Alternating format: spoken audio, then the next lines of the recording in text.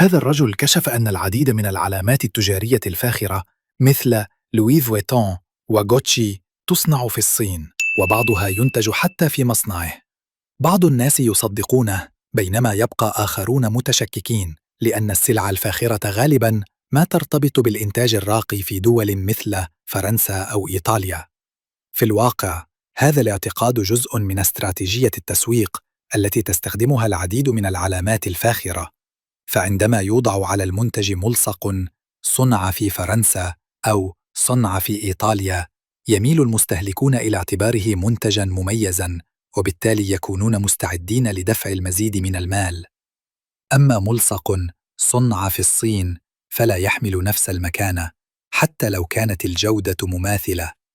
وللتغلب على هذا التصور، تقوم بعض العلامات الفاخرة بتصنيع معظم المنتج في الصين، ولكنها لا تنهيه هناك.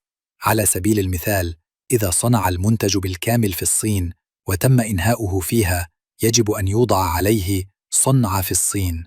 لكن إذا صنع جزئياً في الصين ثم أرسل إلى دولة غربية للمسات الأخيرة، يمكن قانونياً أن يحمل ملصقاً مثل "صنع في إيطاليا" أو "صنع في فرنسا".